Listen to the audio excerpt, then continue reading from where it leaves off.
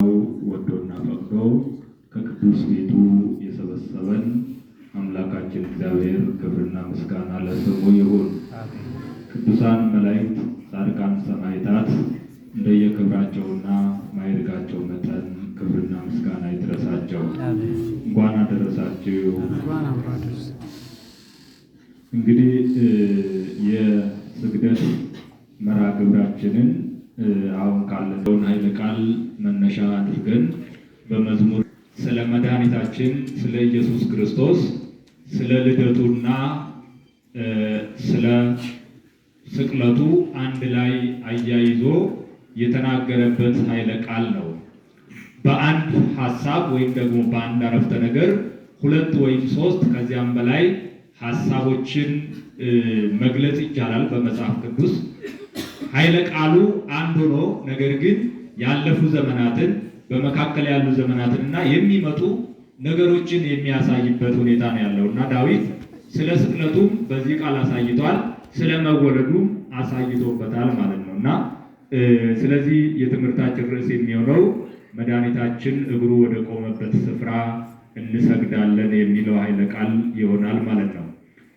ከራ ሚለ ጎፍታን ኬኛ ኢየሱስ ክርስቶስ አበቴቲ ኒሰገና ጀዴተንቶ ፋርፈታን ዳዊት ፋሩሳ ዲፈቶኮፍ ሶዶሚ ቶኮ ለኮፍሰ ቶርበ ጉባረቲ ጀቸቴችሴዳ ጀችችስ አላቹ ጎፍታፊ ፈኒፈሙሳ ጀቸ ቶኮን ዋለመ ወኪን ሞዩ ኢሳኦኒስ ከንተ ኢብሱ ዋን ደንዳሙፍ ዳዊት ጀቸ ከናን ዋይ ዳላቹ ፊ ዋይ ፈኒፈሙ ጎፍታ ኬኛ ኢየሱስ ክርስቶስ ኢብሴራ ከናፍ ጀቸ ከናን ካኔተንቶ ዋይ ጉያ ሀራ ዋሙራሰ ወሊን ዱበና ሁንደሳ ዱበኔ ፊጡ ዋን እንደንደኝፍ ጀቹር ሁንዱመሳ ዋን ጎፍታን ጉያ ሀራ ከነ ራወተ ወሊን ገረኔ ፊጡዳፍ ጉያ ሰዓም መክ ይረዳበኔ ከነ ቆፎ ሶንታኔ ቦሩ ፍታን ይዮ ቶ ደበለኔ ሴና ጉያ ሀራ ቆፈ ለቆፍኔ ፊጦ ከነ ሞዩ በረኔ ቀበቹ እንደንደኝ ከናፍ ኢሳ ኬሳ ወንተ ሙራስ ወንተ ልቡ ኬኛፍ ፎን ኬኛፍ ጅሬኛ ኬኛፍ አመንታ ኬኛፍስ ዋን ኑ ፈየዱ ኢሳ ኬሳ ይንፉዳና ጀቹር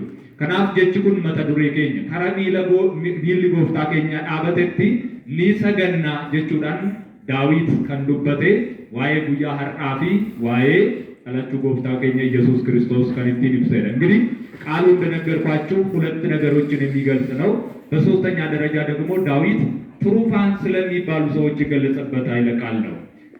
ትሩፋን የሚባሉት ፋርስ ባቢሎን ላይ የነበሩ ሰዎች ናቸው።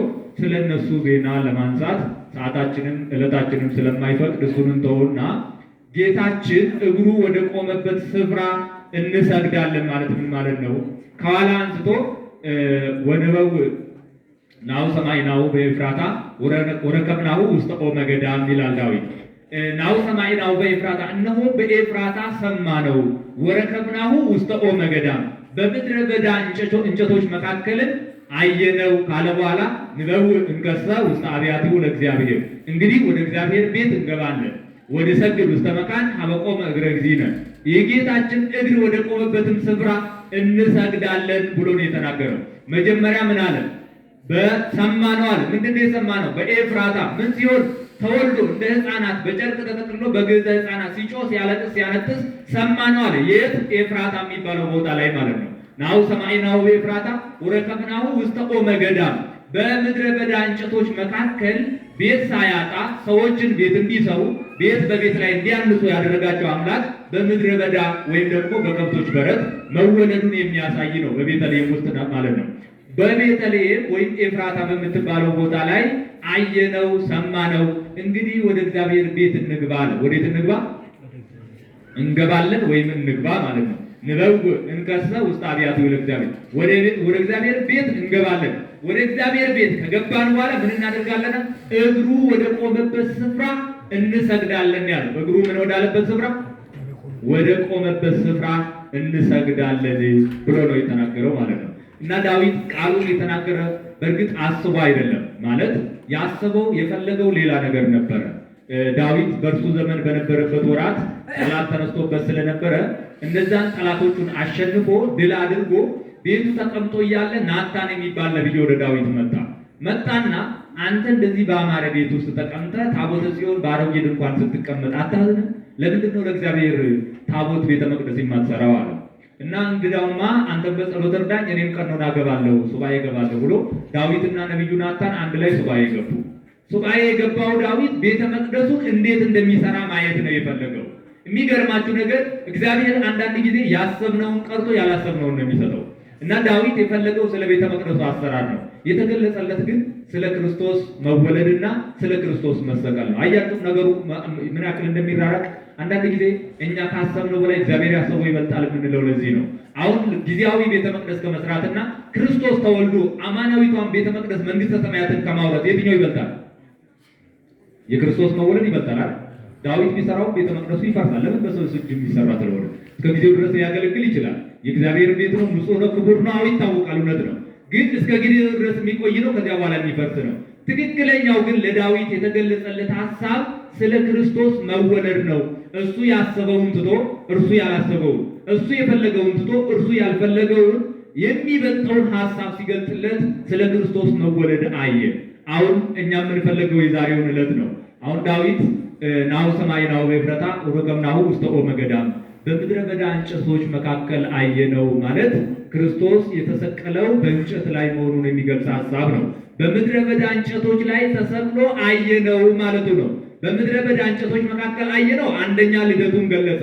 ሁለተኛ ደግሞ በእንጨቶች ላይ ከፍ ብሎ ክርስቶስ እንደተሰቀለ አሳየ ማለት ነው። ንበው እንከስተ ውስተ አብያቲሁ ለእግዚአብሔር፣ እንግዲህ ወደ እግዚአብሔር ቤት እንገባለን ማለት እግረ መስቀሉ ወደ ቆመበት ስፍራ እንቀርባለን ካለ በኋላ ወንሰግድ ውስተ መቃን ሀበ ቆመ እግረ እግዚእነ፣ የጌታችን እግር ወደ ቆመበት ስፍራ እንሰግዳለን አለ። ለምንድን ነው እግሩ ወደ ቆመበት ስፍራ የሚሰገደው ሲባል ደሙ የነጠበበት ስፍራ ነዋ።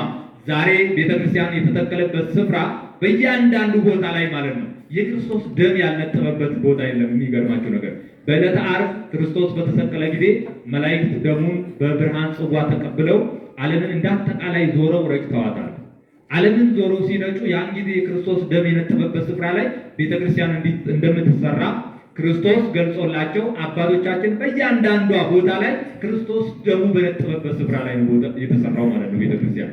እና ወደ እግዚአብሔር ቤት እንገባለን፣ እግሩ ወደ ቆመበት ስፍራ እንሰግዳለን ማለት ደሙ ወደ ነጠበበት ቦታ ላይ እንሰግዳለን ነው።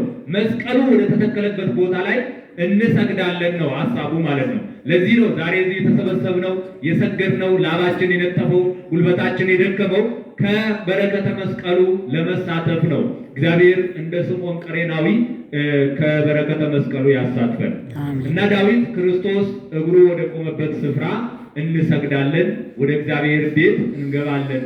ተንስ እግዚኦ ውስተ ዕረፍትከ አንተ ወታቦተ መቅደስከ፣ አንተና የመቅደስ ታቦት ወደ ዕረፍቱ ስፍራ ተነስ አለ። ሌላው ወደ እግዚአብሔር እግር ወደ ቆመበት ስፍራ እንሰግዳለን፣ ወደ እግዚአብሔር ቤት እንገባለን የተባለችው የእግዚአብሔር ቤት የተባለው መንግስተ ሰማያት ነው። ወደ መንግስተ ሰማያት እንገባለን የክርስቶስ እግሩ ወይም የእግዚአብሔር መለኮታዊ አካሉ ወደ ቆመበት ስፍራ ላይ እንሰግዳለን ነው። አንተና የመቅደስ ታቦት ተነሱ ማለት ታቦት ማለት የእግዚአብሔር ማደሪያ ማለት ነው። አንተና ምእመናን ማለት ነው። ምእመናን የእግዚአብሔር ማደሪያዎች ናቸው። አንተና እነሱን ይዘህ ወደ ዕረፍቱ ስፍራ ተጓዙ። ከዚያ በኋላ ወደ ዕረፍቲቱ ስፍራ ከገባን በኋላ ለአንተ እንሰግዳለን ነው። ወደ ዕረፍታችን ስፍራ ወደ መንግስተ ሰማያት ገብተን ለእግዚአብሔር እንደምንሰግድም ነው ቃሉ የሚገልጸው ማለት ነውና ወደ የጌታችን እግሩ ወደ ቆመበት ስፍራ እንሰግዳለን ማለት ይህ ነው። ዳዊት ለዛ ነው ይህችን ዕለት ለማስታወስ ራሱ ነቢዩ ዕንባቆምን በትንቢተ ዕንባቆም ምዕራፍ 3 ላይ በሁለት እንስሶች መካከል አየሁ ብሏል። በሁለት እንስሳት መካከል ተመለከትኩ ማለት በሁለት እንስሳት መካከል ማለት ክርስቶስ ሲወለድ በሁለት እንስሳት መካከል ነው የታየው። ላምና ወይም በሬና አህያ ናቸው አይደል? ትርፋታቸውን ያሟሟቁት እነዚህ እንስሳት ናቸው አይደሉም?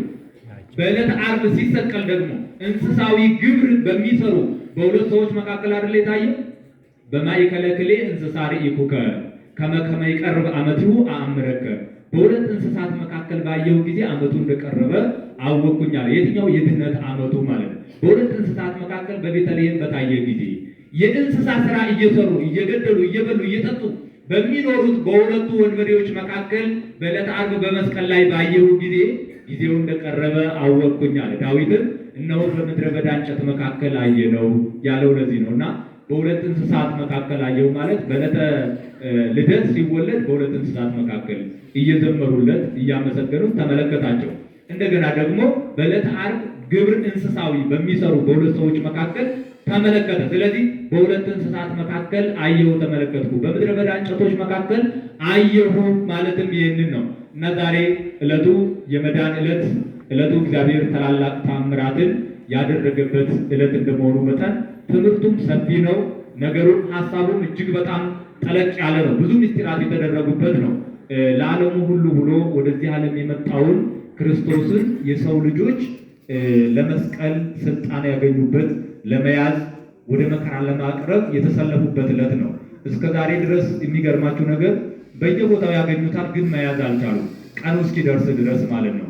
እኔን ለመያዝ ነው ይሄን አክል ሰራዊት ሰብስባችሁ የመጣችሁት ነው ያላቸው። እስከ ዛሬ ድረስ ምን ነው በዓል ስናከብር በመካከላችሁ በቤተ መቅደስ አልነበርኩም? ለምን አልያዛችሁኝም አላቸው። ለምን ያውቁታል፣ እያዩት ግን መያዝ አልቻሉም። የተለያዩ ምክንያቶችን ያቀርቡ ነበር። ብዙ ሕዝብ ይከተለዋልና ሕዝቡ ይዘናል ይላሉ። እንደገና ደግሞ ብዙ ሰራዊት አሉት፣ በሰራዊቱ ይዋገናል ብለው ያስባሉ። በእያንዳንዳቸው ምክንያት አንዳንዴም ደግሞ ሲጠፋባቸው ጊዜው እስኪደርስ ድረስ እንዲህ እያለ እስከ ዕለተ ዓርብ ድረስ መጣ። ትናንትና ማታ ጸሎተ ሐሙስ በሐሙስ ቀን ማታ ማለት ነው እራት ለደቀ መዛሙርቱ እራት አቅርቦ እያበላቸው እያለ ነው ከእናንተ መካከል አንዱ ያስይዘኛል ነው ያላቸው። ከእናንተ መካከል አንዱ ምን ይለኛል? ያስይዘኛል አላቸው። ሐዋርያት በዚህ ጊዜ ፈሩ። ማን ይሆን? እኔ ይሆን ተባባሉ። እና ቅዱስ ጴጥሮስ ዮሐንስ ከጌታ አጠገብ ነው የሚቀመጠው። ዮሐንስ ወንጌላዊ በጣም ይወደዋል። ከአጠገቡ የሚቀመጥ ፍቁረ እግዚእ ጌታ የሚወደው ደቀ መዝሙር ተብሎ ነው የተገለጸው። እና ከጌታ አጠገብ ነው የሚቀመጠውና እባክህን ጠይቀው ማንን ነው ያለው? ግልጹን ለአንተ ይነግራልና አንተ ጠይቀው አለው ጴጥሮስ ዮሐንስን ሲለው፣ ጌታን ሲጠይቀው ከኔ ጋር ከወጡ የሚያጠቅሰው እሱ ዛሬ ያስይዘኛል አለ። የሚገርማቸው ነገር ጌታ ሐዋርያትን ሲመግባቸው 12 ናቸው። ከ12ቱ 6ቱ ይቆማሉ፣ 6ቱ ይመገባሉ። ለባህላቸው ወይም ደግሞ በሕጋቸው መሰረት ማለት ነው። እንደገና ወጥ የሚያወጡት በተራ ነው። ያን ቀን ወጥ ማውጣት ተራው የይሁዳ ነበረ። ከኔ ጋር ከወጡ የሚጨልፈው እርሱ ያስይዘኛል አላቸው። እነሱ ሁላቸውም ስለሚጨልፉ ማን እንደሆነ አልታወቀም፣ አያውቁም። ግልጹን አይደለም የነገራቸው። ለምን? እሱም ተስፋ እንዳይቆርጥ እነርሱም ወደኋላ እንዳይመለስ እነሱም ትዕቢት እንዳያድርባቸው ግልጹን ሐሳብ አልነገራቸው። የሚያስይዘኝ እንዲህ የሚያደርግ ነው፣ ከወጡ የሚያጠቅሰው ነው እያለ ምልክት ነገራቸው። ይሁዳን የሚገርማቸው ነገር በጸሎተ ሐሙስ ማታ ለሐዋርያት ስጋውን ሲሰጣቸው ይህ ደሜ ነው፣ ነገ ስለ እናንተ የሚፈሰው ይሄ ነው፣ ነገ ስለ እናንተ የሚቆረሱ ሥጋዬ ይሄ ነው፣ እንኩ ብሉ፣ ለዓለም ሁሉ ስርየተ ኃጢአት የሚሆነው እንኩ ይሄ ነው ሲላቸው፣ ይሁዳን ግን ምንድን ነው ያለው? የምታደርገውን እንግዲህ ሂድና አድርግ አለው። ለሐዋርያት እንኩ ብሉ ለስርየተ ኃጢአት ነው የሚሆነው እያለ ለ11ዱ ሰጠ። 12ኛውን ይሁዳን ግን እንግዲህ ልታደርግ ያሰብከውን ሂድና አድርግ ነው ያለው፣ ሰጥቶ ሲያበቃ ማለት ነው። ለምን? ጌታ በልቡ ያውቃል ምን ይዳሰብ ማለት ነው። ከዚያ በኋላ ጌታችን ለሐዋርያቱ እራቱን ካቀረበላቸው ስጋው ቆርሶ ደሙን አፍስሶ ከሰጣቸው ሁሉም ከፈጸመ በኋላ ወደ ደብረ ዘይት ለጸሎት ነው የሄደው። በጣም እጅግ በጣም የሚገርመው ብዙ ተአምራትን ሲያደርግ ደስ የሚሉ ነገሮችም ሲያደርግ ካደረገ በኋላ ወደ ጸሎት ነው። እንደገና ደግሞ እንዲህ መከራ ሲመጣም ወደ ጸሎት ነው። ምን እንደየመጣ እንደሆነ ያውቃል። ይሁዳ ወጣ። ከዚያ በኋላ ያንን እራት ተቀበለ፣ በላ፣ ወጣ። ወደ ሄደው ወደ አይሁድ አለቆች ሄደና ወደ ጸሐፍትና ፈሪሳውያን እንደገና ሊቃነ ካህናት ወደሚባሉ ሰዎች ሄዶ ተነጋገረ። እኔ እስምላችኋለሁ፣ የማስይዛችሁ እሱ እንደሆነ የምታውቁት ምልክት እሰጣችኋለሁ። ምልክቱ ምንድን ነው? እኔ ዝቅ ብዬ እሰግጄለት እስመዋለሁ ነው ያላቸው። ከዛ ጌታ ከሐዋርያት 3ቱን ይዞ ወጣ ወደ ደብረ ዘይት ወይም ጌቴሴማኒ ወደሚባለው ወደ ጸሎት ስፍራ ማለት ነው። ቅዱስ ጴጥሮስን፣ ቅዱስ ዮሐንስንና ቅዱስ ያዕቆብን ሁለቱን ወንድማማቾችና ቅዱስ ጴጥሮስን ይዞ ወደ ጸሎት ስፍራ ነው ሄደው። በዚያ በጸሎት ስፍራ ከነሱ ጥቂት ፈቀቅ ብሎ እየጸለየ እያለ ሐዋርያት ግን አልቻሉም፣ ተኙ። እሱ አባ አምሐጽን ነፍሴ ውስተ እዴከ አባ ስረይ ሎሙ እስመ በዘየአምሩ ይገብሩ፣ አባቶ የሚያደርጉትን አያውቁምና ይቅር በላቸው። እንደገና ደግሞ አባቶ ይህች ጽዋ ከኔ ትለፍ ፈቃድ ከሆነ እያለ ሲጸልይ፣ እነሱ ግን ተኝተዋል፣ ደከማቸው። 3ቱም ሐዋርያት ማለት ነው። ወደዛ ስፍራ ይዟቸው ሄደው ከዚያ ተመለሰና አንዲት ሰዓት ከኔ ጋር መቆም ተሳናችሁ? ምን ሆናችሁ ነው አላቸው። ወደ ፈተና እንዳትገቡ ተግታችሁ ጸልዩ አላቸው። አሁን ለክርስቶስ ጸሎት አስፈልጎት አይደለም። ጽዋዋ የትኛዋ ናት? የሞት ጽዋ ናት። ከኔ ትለፍ ማለቱ እናንተ እንዲህ እያላችሁ ጸልዩ ማለቱ ነው እንጂ ያለ እርሱ ሞትማ ዓለም እንደማይድን እርሱ አስቀድሞም ያውቃል። የመጣበት ዓላማ ነው። ግን ያለ እኔ ሞት አይሆንም እንጂ የሚሆንማ ቢሆን ይህች ጽዋ ከኔ ትለፍ፣ መከራ ሲመጣባችሁ ወደ እግዚአብሔር እንዲህ ብላችሁ ጸልዩ ለማለት ነው እንጂ መጸለይ አስፈልጎት አይደለም። ከእርሱ ሌላ ፈቃድ ያለው ለብቻው የሆነ አምላክ ያለው ሆኖ አይደለም። አብም ቢሆን በአካል ይለዩ እንጂ በፈቃድ አንድ ናቸው። ወዴትም የሚለምነው የለውም። ግን እኛን ጸሎትን ለማስተማር አባት ሆይ ይህች ጽዋ ከኔ ትለፍ ብሎ ክርስቶስ ጸለየ። እነሱ ግን መቆም ተሳናቸው። አሁን ቀስቅሷቸው ተመልሶ ሲመጣ አሁንም ተኝተዋል። ከዚያ በኋላ በሶስተኛው ምንድን ያላቸው?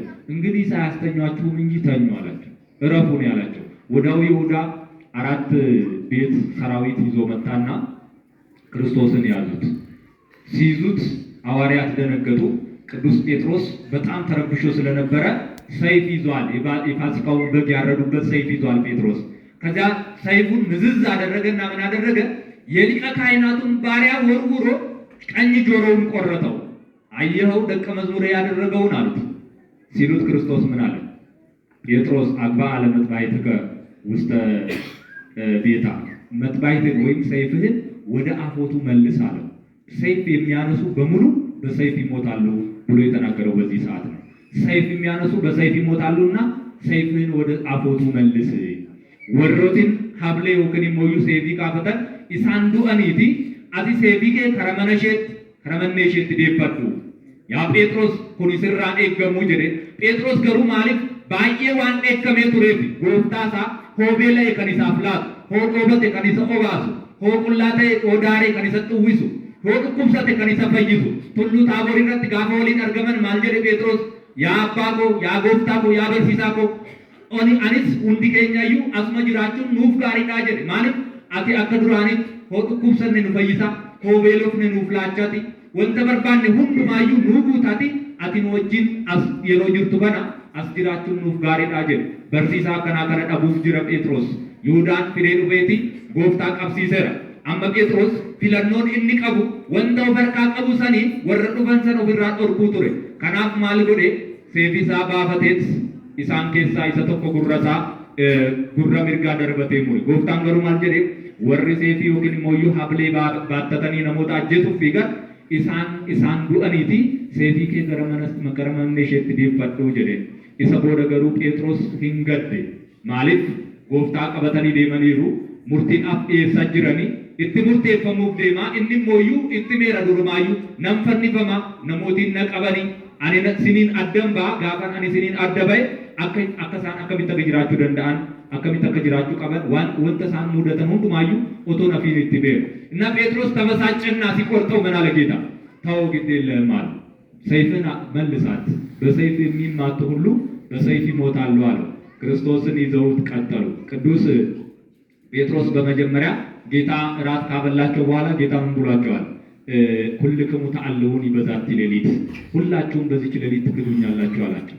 ምን ትሉኛላችሁ? ትክዱኛላችሁ። በመጽሐፍ ምን ተብሎ ተነግሯል? ቀጥሎ ለሎራዊ ወይዘረው አባጋ አመሪቱ፣ እረኛውን እገለዋለሁ በጎቹ ይበተናሉ የሚል ተጽፏልና ሁላችሁም ትክዱኛላችሁ አለ ጌታ። ከዛ ጴጥሮስ ምን አለ? ወእመሂ አለውከ ኩሎሙ እየአለወከ አነ፣ ሁሉም ቢክዱ እኔ አልክድህም፣ ፈጽሞ እኔ አልክድህም አለው ጌታ። ከዛ መለሰና ምን አለው? ወይቤ እግዚእ ኢየሱስ ስልሰተ ግህደኒ ዘእንበለይን ቁሩርሆ አማን እብለከ። ጴጥሮስ ዶሮ ሳይጮህ 3 ጊዜ እንደምትክደኝ እውነት እነግርሃለሁ አለ። ጴጥሮስ ግን እኔ ፈጽሞ አልክድህም፣ በፍጹም ከአንተ ጋር እሞታለሁ እንጂ አልክድህም ብሎት ነበረ። እና ጴጥሮስ አሁን አያችሁ፣ አሁን ለጸሎት በቀረበበት ሰዓት እንኳን አብሮት መቆም አቃተው። መጀመሪያ ግን ምን ብሎ ነበር? ፈጽሞ እኔ አብሬ እሞታለሁ እንጂ አንተን አሳልፌ አልሰጥም፣ አልክድህም አለ። አኒ ሲወሊነን ዱአማለ ደበርሴ ሲንከኑ አኒ ዮንዲ ሳንሌ ሲገና አኒ ሲንገሩ ጀለ ጎፍታን ገሩ ማል ጀለ አልካንቶ ክቲ ከነ ኬሰት እንዳቆን ቶይንይ አትሲ አሰዲ ነገንታ ጀለ ጴጥሮስ ዱጉማሲ ጀለ ያ ጎፍታ አኒ ሲወሊነን ዱአማለ ሲንገሩ ጀለ ሁንዲ ሳኒቱ ጴጥሮስ ኢላለኒ አከሱመ ጀለ ጋፈ ጎፍታን ቀበሙፍ ጅሩ ገሩ tokkon ሳኒቱ ይዱሰን ዳበተን እንጅረን ቱሪ ፈጫኒሩ ሶዳተኒ ሁንዲ ሳኒቱ በደኒሩ ገሩ ኢሳን ኬሳ ኢኒ tokko ቁልቁሉ ኢሳን ለማን ቁልቁሉ ጴጥሮስ ፊ ዮሐንስ ammata tokko faana deemanii Yohaannis agagumaan Phexros garuu ammata tokko faana deemee sodaatee deebi'e. Maaliif namooti uffannaa isaarraa loqoda dubbii isaarraa isaan keessaa tokko akka ta'e waan baraniif adeemsisuu hin dandeenye. Atis isaan waliin jirtaa jedhaniiti waan dhufuutti ta'anii Phexros faana deemuu hin dandeenye booda sodaatee deebi'eera. Akkuma gooftaan jedhee karaa mana hangafa lubootaatti yommuu seenan gooftaa fi qulqulluu Phexros akkasumas qulqulluu Yohaannis gaafa seenan Phexros alatti hafee ture. Gaaf kana Yohaannis nama balbala banuu deematii banaa fi keessummaan akkanaa balbalarra dhaabateeraa jedhee bananii fi gaafa seenan Phexros dubartiin takka maal jettee balbala bantee jiraatte atis isa himatamee karana seenee sanii waliin jirta isa wajjin jirta isa fakkaata uffannaan kees adeemsi kees aadaan keessan tokkuma isa waliin jirta jette namaati amma jechaa jirtu kana hin beeku jedhe gane moo ganne Phexros ganeera moo ganne asumatti eegalee jechuudha. Achi keemmoo namootiin biraas ammas maal jedhaniini namni kun isa waliin jira argineerra yommuu isa faana deemuu jedhani ani dhuguman siniin jedha nama jettan kana gonkumaayyuu beeku jedhee kakate Phexros lammaffaa gane moo ganne halkan tokkitti keessatti indaaqqoon otoo hin iyyin si'a meeqa nagantaa jedhee si'a sadi naganta jedheen ture gooftaan. Achi keemmoo ammas namni biraa argate namni kun afaan isaa yommuu dubbatu isaan san fakkaata. Kanaafuu isaan keessaa isa tokko duuka bu'oota isaa keessaa isa tokko qabaa innis wajjin haa himatamu jedhanii. Dhuguman siniin jedha nama sin amma haasoo waa'ee isaa natti himaa jirtan kana ammaan dura waa'ee namicha kanaan dhageenya gonkumaayyuu jedhee ganii Phexros. Sadaffaa ganii moo gani? Gaaf kana gooftaan ofirra garagareetti isa miillate achumaan indaaqqoon iyyite. Watazakkara Phexros qaaloo ለጊዜ ኢየሱስ yommuu kana Phexros jecha gooftaa san yaadate. Maal jedheen ture? Indaaqqoon otoo iyyin si'a meeqa nagantaa jedhee? Si'a sadi nagantaa jedheen ture. Phexros akkanatti gade. Isa booda garuu hin gadde Phexros. Gara alaatti gadi bahee raawwate imimmaan baay'ee cimaa ta'e Phexros imimmaan isaa otoo irraan kutiin boo'e maatii Waaqayyo. Akkuma ganeen hin hafne. Ganiitiin isaas lapheerraa kan maddee osoo hin taane kan tasatti dhufe. Balbala irratti qabamnaan tasa dubbate hin beeku jedhe. Achumarraan achi keetiin afaan isaa akka lama jalaan taane akkasumatti itti fufe. Garuu Phexros amma indaaqqoon iyyutti wanta gooftaan jedheen sun akka raawwatamaa jiru hin barre ture. Phexros ጌታን እኔ ሁሉም ቢክዱ አልክድህም አለ። ጴጥሮስ እውነት እልሃለሁ በዚህች ሌሊት ዶሮ ሳይጮህ 3 ጊዜ ትክደኛለህ አለ። ሁሉም ቢክዱ እኔ በፍጹም አለ ጴጥሮስ። ሁላቸው እኛም አንክድህም ብለው ተናገሩ። ከዚያ ጌታን የያዙት ቀያፋ ወደሚባለው ሊቀ ካህናት ወሰዱት። በመጀመሪያ ሌሊት ሲያመላልሱት ነው። እየሰማችሁ ነው? ሌሊት ሲያመላልሱት ነው ያደሩት ጌታን። ሐሙስ ማታ ያዙት። ከዚያ ሊቃነ ካህናት የሚባለው የካህናት አለቆች የሚባሉ ሰዎች አሉ። ክፉ ሰዎች ናቸው። በጣም በዘመኑ አለን የሚሉ ሕጋችንን ያሳልፍብናል ብለው በጣም የሚጨነቁ ጌታን አስገድለው ራሳቸውን ነፃ ለማውጣት የሚጣጣሩ ሰዎች ነበሩና ወደ ቀያፋ ወደሚባለው ሊቀ ካህናት ሲወስዱት ጴጥሮስና ቅዱስ ዮሐንስ ጌታን ተከትለውት ነበረ። እጅግ በጣም ይወዱታል። ከሁሉም ሐዋርያት እነዚህ ሁለቱ ይቀርቡታል። ወደ ደብረ ታቦርም ሲወጣ ይዟቸው የወጣው እነሱን ነው። እንደገና ደግሞ ዛሬ ትናንትና ማታም በጸሎተ ሐሙስ ሲጸልይ ወደ ጌቴሴማኒ ይዟቸው ሄደው እነሱ ናቸው። በመጀመሪያ የመጡ ደቀ መዛሙርትም ናቸው። ቅዱስ ጴጥሮስ፣ ቅዱስ ዮሐንስና ቅዱስ ያዕቆብ እና ጴጥሮስና ቅዱስ ዮሐንስ ተከትለውት ሄዱ። ከዛ ጴጥሮስ ቤተ መንግስቱን የለመደ ነው። ሊቃነ ካህናቱን ቤት በጣም የለመደ ውስጥ አዋቂ ስለነበረ ተመሳስሎ አብሯቸው ዘልቆ ገባ ጴጥሮስ ቅዱስ ዮሐንስ። ከዛ ጴጥሮስን በር ላይ ዘጉበት። ዮሐንስ ገባና ምን አለ? ሰው ከበር ላይ ቆሟል፣ ሂጂና አስገቢው አላት። በር ከፋቿ ቅዱስ ጴጥሮስን ከፍታ አስገባችና አንተም ከዚያ ሰው ወገን ነህ አለችው። ኧረ እኔ አላውቀውም አለ ጴጥሮስ። ካዳል ምን ብሎት ነበረ ጌታ? ዶሮ ሳይጮህ ስንቴ ትክደኛለህ? 3 ትክደኛለህ ብሎት ነበር። ጀመረ ማለት ነው። ሴትዮይቱ በር ከፈተችለትና አስገብታ አንተም ከዚያ ሰው ወገን ነህ ስትለው ኧረ እኔ የምትይውን ሰውዬ አላውቀውም ማለት ነው። ከዛ ልፋለና ደግሞ ሌሊቱ ብርድ ነበረ። ትንቢት እንደተነገረበት መጠን ሰዎች እሳት ይሞቃሉ ከሁለተኛው ግቢ ውስጥ ሆነው ማለት ነው። አሁን ጴጥሮስ እንግዲህ ካለው ፍቅሩ አንጻር ነው፣ በጣም ጓጉቶ ነው ጌታን የተከተለው እና ተከትሎት ገባ። ግን ሲገባ ሰዎች ያዙት። ጴጥሮስ ደግሞ በወቅቱ አራዳ፣ በእናንተ ቋንቋ ማለት ነው አራዳ ከሚባሉ ሰዎች አንዱ ነው። ወጣትም ነው፣ በጣም ያውቃል። ውስጥ የቤተ መንግስቱን ጉዳይ ያውቅ ነበርና ተመሳስሎ ዘልቆ ገባ ከጌታ ጋር እስከ ፍርድ አደባባይ ሊቀ ካህናቱ ድረስ ፈራጁ መርማሪው ጋር እስኪደርስ ድረስ ተከተለ ቅዱስ ዮሐንስ። ጴጥሮስን ግን ዘጉበት፣ ገባ። ከሁለተኛው ሲደርስ ደግሞ ሰዎች ተሰብስበው እሳት ሲሞቁ አገኙ። በርዶት ነበር። ከነሱ ጠጋ ብሎ እሳት ሲሞቅ አንተም ከዛ ሰውዬ ወገን አይደል አሉት። ኧረ እኔ በፍጹም ብሎ ማለት ጴጥሮስ ስንተኛ ካደ? ሁለተኛ። ቀጠለና ደግሞ ሌሎች ሲመለሱ ጌታን ይዞ ሲመለሱ አገኙ። አንተም የሱ ወገን ነህ። ያን ጊዜ የዛ ሰው ጆሮ በተቆረጠ ጊዜ ከነሱ መካከል አንዱ ሳትሆን አትቀርም አንተ ነህ አሉት ጴጥሮስን። ኧረ በፍጹም እኔ አላውቀውም ብሎ ከዳ ጴጥሮስ። ስንተኛ ካደ ማለት ነው? ሶስተኛ ካደ። ከዚያ ጌታ ዞር ብሎ አየው ቅዱስ ጴጥሮስ። ጴጥሮስ አዘነ፣ ወዲያው ዶሮ ጮኸ። ወተዘከረ ጴጥሮስ ቃሎ ለእግዚእ ኢየሱስ። ጴጥሮስ የጌታን ቃል አሰበ ነው የሚለው። ምን የሚለውን ዶሮ ሳይጮህ 3 ጊዜ ትክደኛለህ ብሎ ስለነበረ ማለት ነው። አሁን ቅዱስ ጴጥሮስ አስቦበት አይደለም የካደው። የሚገርማቸው ነገር ፍቅሩ ነው እዛ ድረስ ያስከተለው። የሰውየውን ጆሮ ያስቆረጠው የጌታ ፍቅር ነው። እንደገና እስከዛ ድረስ ከፍርድ አደባባይ ድረስ ያስከተለው የጌታ ፍቅር ነው። ግን መጀመሪያ በር ተዘጋበት። ከበሩ አምልጦ ሲገባ ደግሞ የእሱ ወገን ተብሎ ተያዘ። ምን ያህል አፉ ላይ የመጣውን ተናገረ። ከዛ ሌሎችም መጡ። ቃል ሁለት እንዳይሆኑበት ቀጠለ በዛው ክደቱን ማለት ነው። መጨረሻ ላይ ግን ጌታ የተናገረው ተፈጽሞ ሲያገኘው ቅዱስ ጴጥሮስ በጣም አዘነና ወደ ውጭ ወጥቶ እንባው ምድርን እስኪያርስ ድረስ አለቀሰ።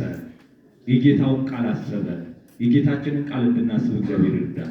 ከውስጥ የመነጨ ክደት አይደለም። አፍአዊ ማለት ድንገት አፉ ላይ መጥቶ ተናገረ። ከዚያ በኋላ በዛው ቀጠለ እንጂ ልቡ ይወደዋል። ባይወደውማ እስከ ፍርድ አደባባይ ድረስ ባልተከተለውም ነበረ። ከዚያ በዛው ቀጠለ። ከቀያፋ ወደ ሐና ወሰዱት። ሐና ወደሚባለው ሊቀ ካህናት እንዲህ እያሉ ሲያመላልሱት አደሩ።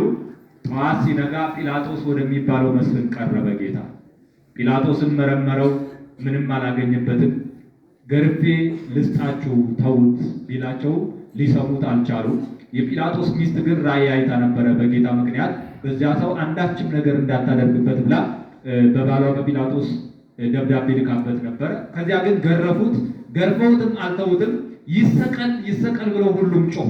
ለዓመት በዓል የፋሲካ የሚባል በዓል አላቸው። ለፋሲካ ነው ጌታ የተያዘው፣ ሐሙስ ማለት ነው የሚያከብሩት ፋሲካ። እና በዚያ በዓል ላይ አንዳንድ እስረኛ ይፈታላቸው ነበር በየዓመቱ ማለት ነው። አንዳንድ እስረኛ ይፈታላቸዋል። ከዛ ጲላጦስ ምን ብሎ ነው የጠየቃቸው? ማንን ልፈታላችሁ ትወዳላችሁ? ጌታ ኢየሱስን ወይስ ደግሞ አንድ በሌብነት ተጠርጥሮ የታሰረ ሽፍታ ሰው ነበረ በርባን የሚባል። ከዛ የትኛውን ልፍታላችሁ ሲላቸው በርባንን ፍታው፣ ኢየሱስን ግን ስቀለው እያሉ ጮሁ። በጣም ጩኸታቸው በዛ። አሳደሙ። ዋና ዋናዎቹ እነዚህ ፖለቲካ ዘርፍ ላይ ያሉ ሰዎች በወቅቱ ማለት ነው፣ አሁኖቹ ማለት አይደለም። እና በጣም አሳደሙበት ጌታን ማለት ነው። እንዲጮህ ህዝቡ ጩኸቱን እንዲያሰማ። ለምን ኢየሱስ ይሰቀል፣ የገባውም ያልገባውም ማለት ኢየሱስ ምን እንደሆነ የማያውቀው ሁሉ እየተነሳ ኢየሱስ ይሰቀል ይሰቀል፣ በርባን ይፈታልን እያሉ ጮሁ።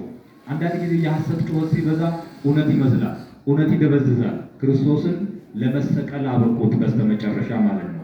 እዚያ በኋላ ጌታችን ኢየሱስ ክርስቶስ ለፍርድ ቀረበ፣ ተመረመረ፣ ምንም አልተገኘበትም። ጲላጦስ እጁን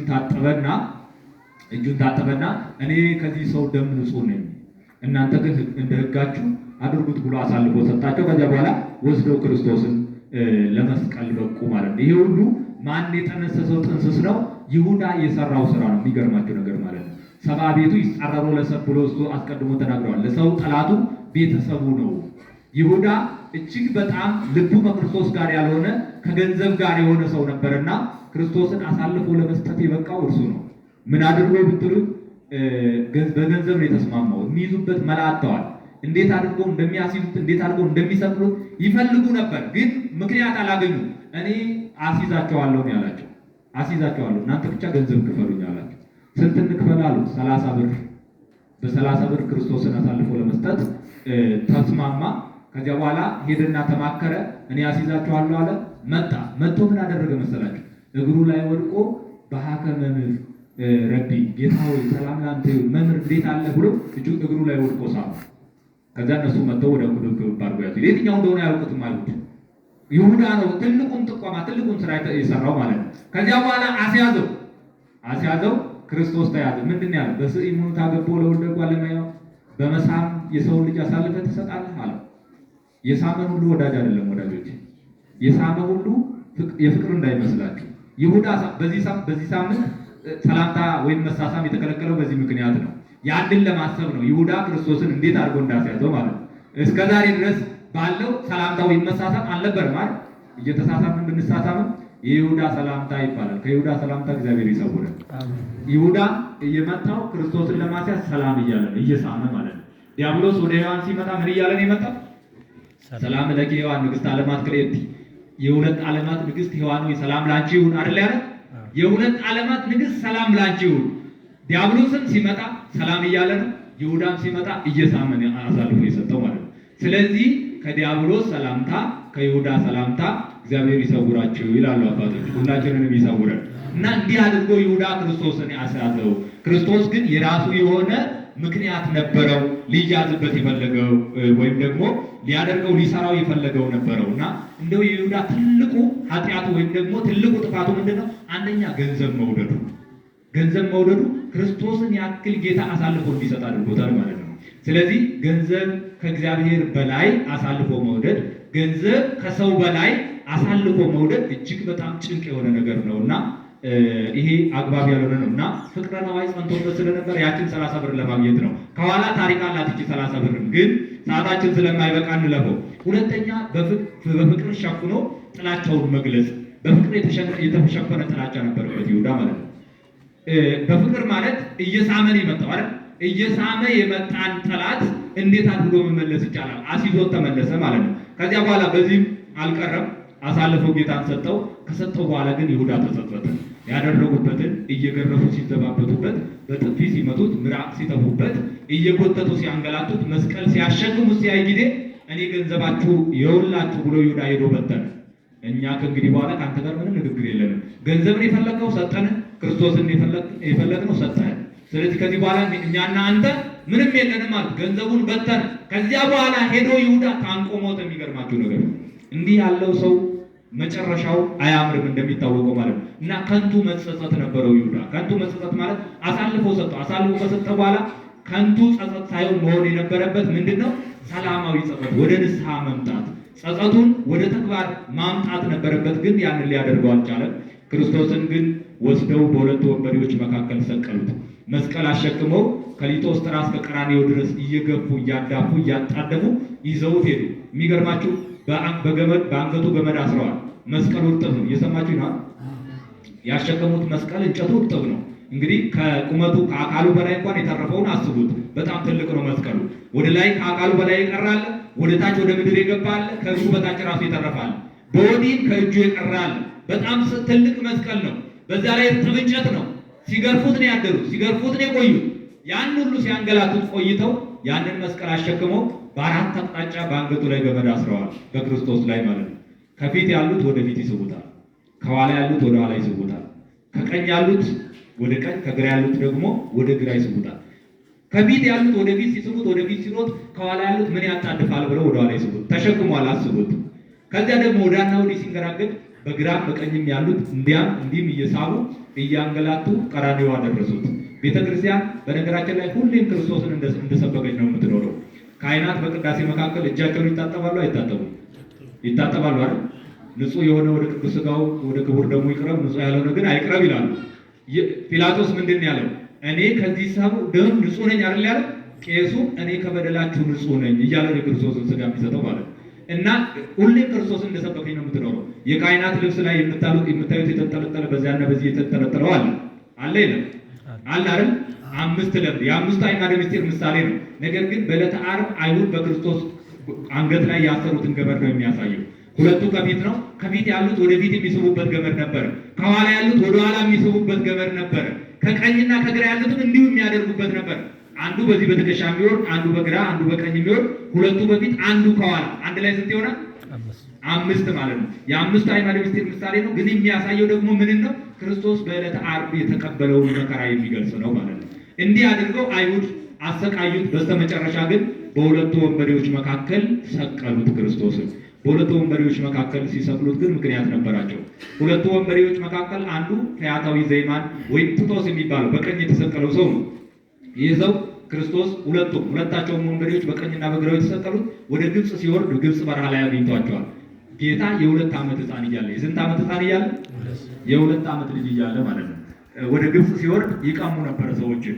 ከእመቤታችን ላይ ለጌታ 70 ሰቅል ያመጡለትን የወርቅ ጫማ ቀምተውት፣ ከዛ እመቤታችን በጣም ምርር ብላ አለቀሰች። ለምን? ወደዛ ልፍ ብለው ቆሞ ይማከራሉ። ይሄ በቀኝ በኩል የተሰቀለው እንመልስላቸው እባክህ፣ እነዚህ ሰዎች አሳዝነውኛል። ሴትዮይቱም ታሳዝናለች አለ።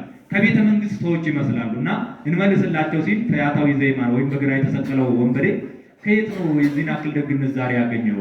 እስከ ዛሬም እኮ ሌብነትን ያስተማርከኝ አንተ ነህ ብሎ እምቢ አለ። በኋላ ፈያታዊ ዘይማን ምን አለ? እስከ ዛሬ የሰረቅነው የቀማነውን በሙሉ አንተ ውሰድ፣ ይሄ የኔ ፈንታ ይሁን ብሎ ወስዶ ለእመቤታችን መልሶ ጌታን ተሸክሞ ሸኘላት። ያን ጊዜ ጌታ ምን አለው? አንተ ተቀድሞ ለአዳም በውያ ውስጥ ገነት፣ አንተ አዳምን ቀድመህ ገነት ትገባለህ ብሎት ነበር። ማንን ቀድመህ ትገባለህ? አዳምን ቀድመህ ትገባለህ ብሎታል። ከሰባቱ አጽራ መስቀል ወይም ከሰባቱ የመስቀል ቃላት መካከል አንዱ ይሄ ነው እና እዛ ላይ የተነገረለት። እንግዲህ ይህን ሰው አስቡት። ጌታ ሲሰቀል ራሱ ሽፍታ ነበር፣ ትልቅ ሰው ነበረ ማለት ነው። ከ32 ዓመት በኋላ እንደገና ጌታ ወደ ግብፅ ሲሰደድ 2 ዓመቱ ነው የተሰቀለው። በ34 ዓመቱ ነው። አንድ ላይ ስንት ይሆናል? 32 እና 2 አንድ ላይ 34 አይደል? በ34 ከ32 ዓመት በኋላ መስቀል ላይ ተገናኘ። በፊትም ሲሰርቅ ነበር፣ አሁንም እየሰረቀ ነው ያለው።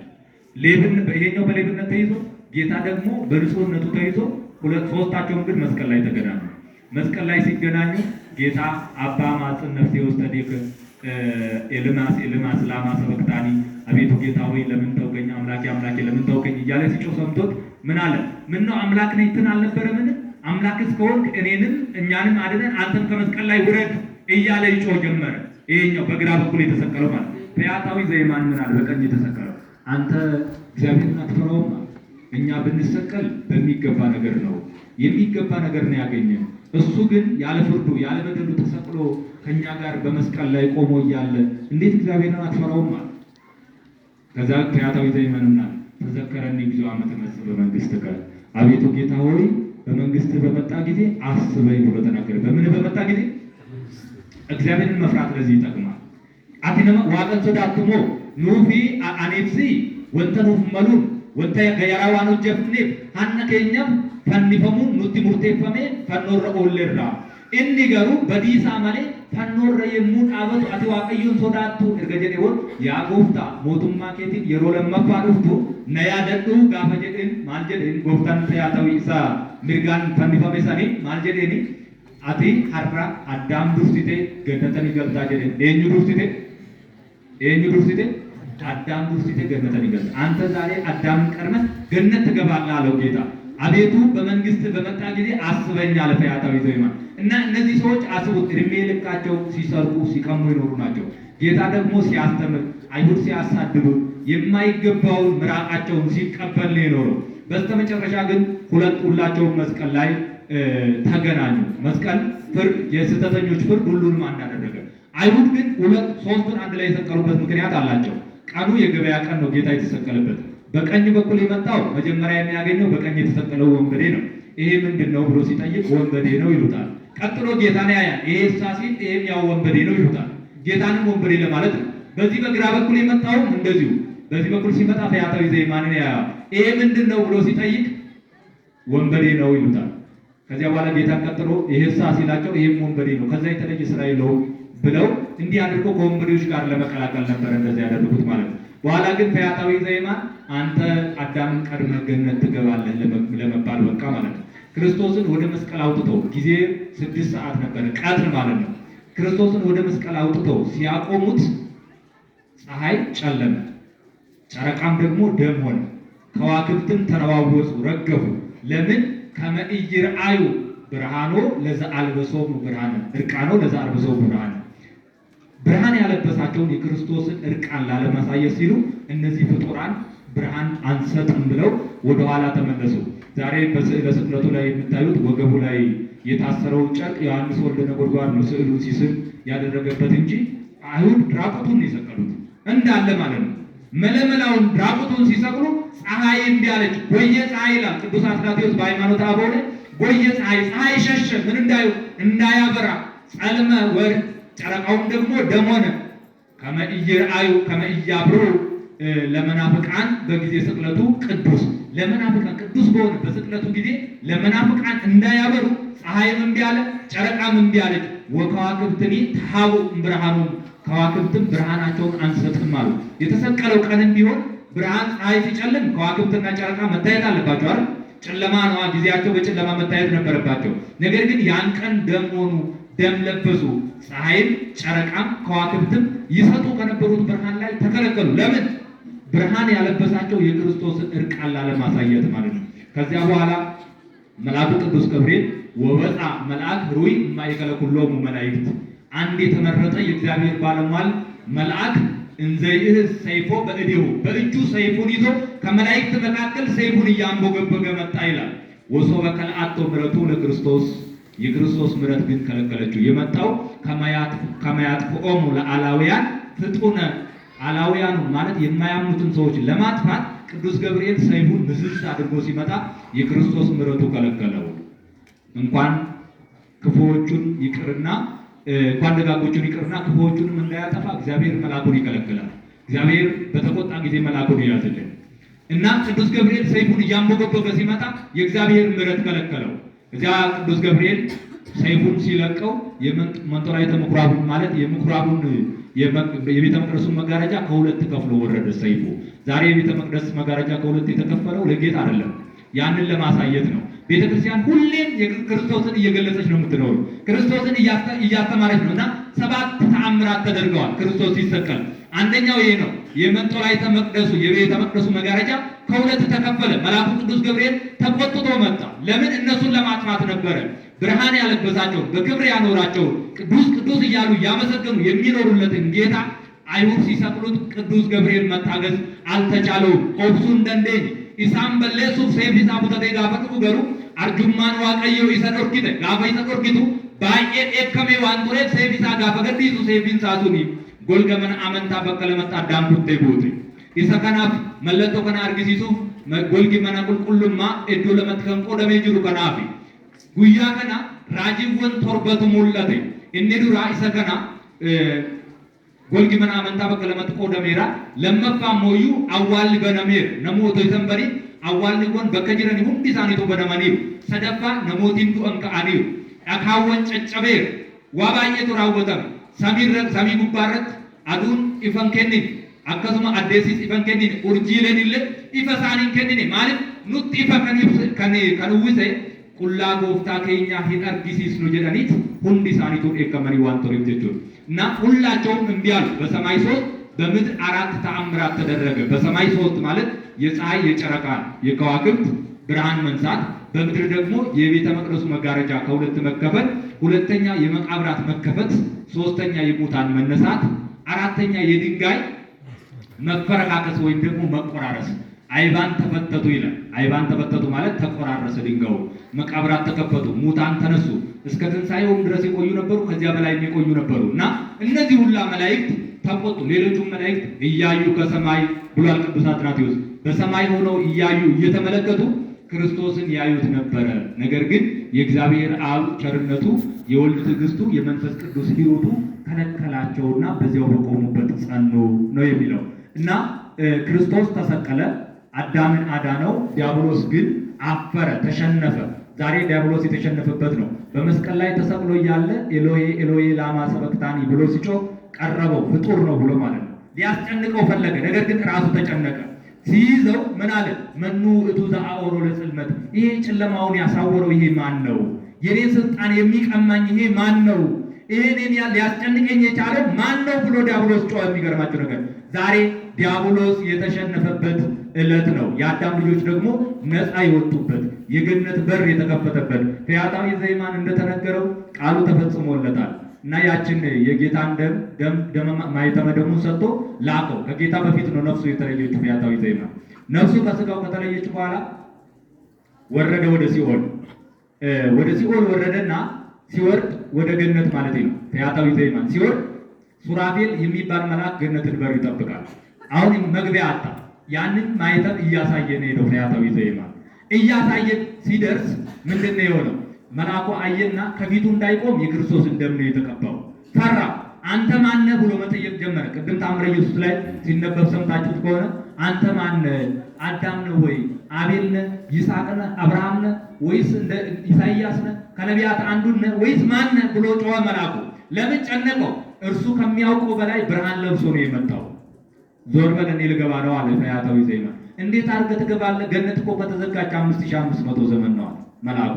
ጠብቅ ተብሏል። ኦሪት ዘፍጥረት ምዕራፍ 3 ቁጥር 24 ላይ አዳምን ካስወጣ በኋላ ገነት ማንም እንዳይገባ እንዲጠብቅ መልአክ ታዟል። አሁን ያንን መልአኩ ነው ያስለቀቀው ፈያታዊ ዘየማን መጣ። ሲጮህ መልአኩ ሌሎችን መላእክት ጠርቶ መጣ። ኑ እዩ እንዲህ ያለ ሰው መጥቶብኛል አለ። አንተ ማነህ ብለው መረመሩት። እኔማ ከጥንት ጀምሮ ሲሸፍት ይኖርኩኝ የሰው ደም ሳፈስ ሲኖርኩ ሰው ነኝ አለ። ታዲያ እንዲህ ያለ ሰው ስትሆን ለዚህን ያክል ክብር ያበቃ ምንድን ነው አሉት። አይ እኔማ መስቀል ላይ ተሰቅለን እያለን ከክርስቶስ ጋር ተሰቀልን። አምላክነቱን አምኜ በመንግስት በመጣ ጊዜ አስበኝ አልኩት። አንተ ከአዳም ቅድመ ገነት ትገባለህ ብሎ ደሙን ቀብቶ ላከኝ። ይሄው ነው ምስጢሩ አላቸው። ከዚያ በኋላ ፈያታዊ ዘየማን ገባ። ጌታ በአካለ ነፍስ ሲኦል ወርዶ ነፍሳትን ይዞ መጣ። ፈያታዊ ዘየማን ቀደመ። ከዚያ በኋላ ስብሐት ለእግዚአብሔር ለዛ አውረሰነ መንግስቶ ሰማያዊተ፣ ሰማያዊት የምትሆን መንግስቱን ላወረሰን ለእግዚአብሔር ክብርና ምስጋና ይገባዋል እያሉ ነፍሳት እየዘመሩ ለ5500 ዘመን ተዘግታ የነበረችው የገነት በር ተከፍታ ነፍሳት የገቡበት ዕለት ነው። ይሄ ነው ክርስቶስ ቢሰቀልም ነገር ግን ነፍሳት ነፃ ወጡ። እርሱ መሞት ዓላማው ነው፣ የመጣበት ነው። ዲያብሎስ ግን አፈረ፣ ዲያብሎስ ተሻረ፣ ክርስቶስ ነገሰ። መስቀል መንገሻ ስፍራው ነው። ለዚህ ነው ወደ ጌታችን እግር ወደ ቆመበት ስፍራ እንሰግዳለን ማለት። የክርስቶስ እግሩ የቆመው በዕለተ ዓርብ የት ላይ ነው? መስቀል ላይ ነው አይደል? ወደ መስቀሉ ወደ ተተከለበት ስፍራ እንሰግዳለን ማለት ነው። እኛ አይደለንም የጀመርነው፣ ነቢያት ናቸው የተናገሩት። እኛ አይደለንም በመስቀሉ የከበርነው፣ መላእክትም ጭምር ናቸው። ስለዚህ የክርስቶስ እግር ወደ ቆመበት ስፍራ መስገድ ይገባል ማለት ነው። እና በዛሬው ዕለት ታሪክ ውስጥ 3 ሰዎች ደስ ይሉኛል። ስንት ሰዎች አልኳቸው? ነሞቲን ሰዲ ነአጃኢበን ሲ ነገመች ይዘኒስ። አንደኛው ቅዱስ ጴጥሮስ ነው፣ እኒ ተቆፋን ጴጥሮስ። ሁለተኛው ደግሞ ዮሐንስ ወልደ ነጎድጓድ ወይም ዮሐንስ ወንጌላዊ ማለት ነው፣ እሱ ነው። ሶስተኛው ፈያታዊ ዘየማን ነው። ስንት ሰው ነበር ያልኳቸው? 3 ሰዎች። አንደኛው ማን ነው? ጴጥሮስ። ሁለተኛው ማን ነው? ሶስተኛው ማን ነው? ፈያታዊ ዘየማን ወይም በቀኝ የተሰቀለው ወንበዴ ማለት ነው። እነዚህ 3 ሰዎች ታሪካቸውን አይታቸዋል። ጴጥሮስን ብንወስድ ጴጥሮስ ካደ። ነገር ግን ክህደቱ የልብ አልነበረም፣ የአፍ ነው። ከዚያ ወጣና ከወጣ በኋላ ምንድን ነው የሆነው? እጅግ በጣም የሚገርም እንባን ያለቀሰው። በጣም ወተዘከረ ቃሉ ጴጥሮስ ለእግዚእ ኢየሱስ፣ የጌታን ቃል አሰበ ነው የሚለው። እንደ ጴጥሮስ የጌታን ቃል የሚያስብ ልብ ነው የሚያስፈልገን። ከሐዋርያት ከሁላቸውም የሚገርማቸው ነገር ቅዱስ ጴጥሮስ ሽማግሌ ነው፣ ከሁሉም ትልቅ ነው። ሲጠራ ራሱ ወደ 50 ዓመት በላይ የሆነው ሰው ነው እና ትልቅ ሰው ነው ከሁሉም በላይ ማለት ነው። ጴጥሮስ ኃጢአቱን አሰበ። አሁን እኛ የሚያስፈልገንና የሚጠበቅብን ኃጢአታችንን ማሰብ ነው። መካዱ አይደለም። መካድ እኮ ይሁዳም ክዷል፣ በዚያው ቀረ እንጂ ጴጥሮስ ካደ። ነገር ግን ተመልሶ ምን አለ? አለቀሰ ማለት ነው። የክርስቶስን ቃሉን አሰበ። እግዚአብሔር የሚለንን ቃል ማሰብ ያስፈልጋል ወገኖቼ። እርሱ የሚለንን ካሰብ ወዴትም አንሄድም፣ ወዴትም አንወጣም። ጴጥሮስ ለጊዜው ቢክድም ተመልሶ ቀያው ነው ሊቀ ሐዋርያነትን የተሾመው በስተመጨረሻ ማለት ነው። ሹመቱም አልቀረበትም። ነገር ግን ምንድነው ለዚህ ያበቃው? ክህደቱ እንዳለ ሆኖ ግን አመነ። ያጠፋውን ነገር አምኖ ጴጥሮስ በንስሐ ወደ ክርስቶስ ተመለሰ። በንስሐ ወደ ክርስቶስ የሚመለስ ልብ ካለን እግዚአብሔር ሁልጊዜም በሩ ለኛ ክፍት ነው። ስለዚህ እንደ ቅዱስ ጴጥሮስ ለመመለስ እግዚአብሔር ያፍቃል። ፍቅር አለው ጴጥሮስ ለክርስቶስ በጣም ይወደዋል። እስከ ፍርድ አደባባይ ድረስ ነው የተከተለው። ምንም ትልቅ ሰው ቢሆን ክፉና በጎ ለይቶ ያወቀ ሰው ቢሆንም እስከ ፍርድ አደባባይ ድረስ አንድን ሰው ተከትሎ መሄድ ማለት በሰውየው የሚደርሰው በእኔ ይድረስ ማለት ነው። በክርስቶስ የሚደርሰው ሁሉ ይድረስብኝ ብሎ ወስኖ ጴጥሮስ ክርስቶስን እስከ ፍርድ አደባባይ ተከተለው። እስከ መጨረሻ ድረስ እግዚአብሔርን መከተል ያስፈልጋል። ዮሐንስ ደግሞ የሚገርም ነው። ወጣት ነው። ከ20 ዓመት በላይ ነው። 20 ዓመት ገደማ ነው ሲጠራ። ወጣት ሆኖ እያለ ግን ዘመናዊ ሰው ነው። ለወቅቱ ዘመኑን የዋጀ የሚባል ሰው ነው። በመጀመሪያ ከቤተ መንግስት ከባለጸጎች ወገን ነው። አባቱ ባለጸጋ ነው ይለዋል። ገበራት ወይም ደግሞ ሰራተኞች ቀጥሮ ያሰራ የነበረ ሰው ነው። ከነመርከቡ ከነአመዱ ከነሰራተኞቹ ነው ከወንድሙ ጋር ጥሎ የመጣው ጴጥሮስ። ወጣት ነው። ወጣት ሆኖ እያለ ዘመኑን የዋጀ ሰው ሆኖ እያለ ግን ክርስቶስን አልከዳውም። እስከ መጨረሻ ድረስ እስከ ፍርድ አደባባይ እስከ መስቀል ስር ድረስ ማን ነበር? ዮሐንስ ነበረ ማለት። እስከ ጥግ ድረስ ክርስቶስን የተከተለ ሁላቸውም ሲበተኑ ቅዱስ ዮሐንስ ነው። አሁን እኛን የሚጠበቅበት እንደ ቅዱስ ዮሐንስ ያለ ደቀ መዝሙር ወይም ደግሞ እንደ ቅዱስ ዮሐንስ ያለ ክርስቲያን መሆን ነው የሚያስፈልገው ማለት ነው። ክርስቶስን ከሰሱት፣ ሰቀሉት። እስከ መጨረሻው ድረስ እናቱን ይዞ መስቀል ስር የተገኘ ብቸኛው ሐዋርያ ቅዱስ ዮሐንስ ነው። እንደ ወጣትነቱ ወደኋላ ያልተመለሰ፣ ያላፈገፈገ፣ ዘመናዊነት ያላታለለው፣ ሀብት ያላስቀረው፣ ጊዜያዊ ነገር ያላታለለው፣ በወቅቱ በነበረው ነገር ዓይኑን አክስሞ ያልቀረ ክርስቶስን እስከ መስቀል ድረስ ያየው ሐዋርያ በጣም ታላቅ የሚደነቅ ክርስቶስ የሚወደው ለዚህ ነው። ከሁሉም በላይ የሚታለል ልብ አለው ልጅ ስለሆነ፣ ግን አልተታለለም። ክርስቶስን ተከተለው ፍጹም ፍቅር ስለነበረው ማለት ነው። እንደ ቅዱስ ዮሐንስ ፍጹም ፍቅር ካለን የክርስቶስ ደቀ መዛሙርት ነን። ዛሬ ቤተክርስቲያን ትከሰሳለች። ጴጥሮስ ዮሐንስን አልኳችሁ። ዮሐንስ አንድ እንደ ዘመኑ ሰው ዘመናዊ ነው። እንደ መንፈሳዊነቱ ደግሞ 3 ዓመት ከክርስቶስ እግር ስር ቁጭ ብሎ ወንጌል ተምሯል። ያኛው ብቻ ይበቃኛል ብሎ የቀረሰው አይደለም። ያኛው ብቻውን አይበቃም። ያኛው ለዛኛው ሊበቃ ይችላል። ለዚህኛው ግን ለሰማያዊው ርስት ምን ያስፈልጋል? ወንጌል ታስፈልገኛለች ብሎ እንደ ወጣትነቱ እንደ ምሁርነቱ ወይም ደግሞ እንደ አዋቂነቱ እንደ ባለሀብትነቱ ሳይሆን በትህትና ከክርስቶስ እግር ስር የተቀመጠ ሐዋርያ ነው ቅዱስ ዮሐንስ ማለት ነው። ከዛ ሲቀጥል ፈያታዊ ዘየማን። ፈያታዊ ዘየማን እንግዲህ መጨረሻውን አይታችሁታል። መጀመሪያ ሲሰርቅ የነበረ፣ ሲቀማ የነበረ፣ ሲያታልል የነበረ፣ በስተመጨረሻ ግን እግዚአብሔር የታረቀው ሰው ነው። በስተመጨረሻ እግዚአብሔር ሁላችንን የሚታረቀን የሚያስፈልገን ይሄ ነው ማለት ነው። እና ሰው ቢቀማ ቢበድል ቢሸፍት አንተ በየት ይቀድመኛል ብለህ አስብ ይላል። አዳም ዕድሜ ዘመኑን ሲያለቅስ ኖረ። ፈያታዊ ዘየማን ግን በ3 ሰዓት ንስሐ ያችን ገነት ቀድሞ ለመግባት በቃ ማለት ነው። እና እነዚህ 3ቱ ሰዎች ዮሐንስ ከፍቅሩ ያልተለየ፣ ጴጥሮስ ከፍቅሩ ያልተለየ አረጋዊ ታላቅ ሰው፣ እንደገና ፈያታዊ ዘየማን ኃጢአቱን ያመነ የተናዘዘ ሰው፣ ሁላቸውም ከፍቅረ ክርስቶስ ያልተለዩ ሰዎች ናቸው። ከፍቅሩ እግዚአብሔር አምላክ አይለየን። ወስብሐት ለእግዚአብሔር።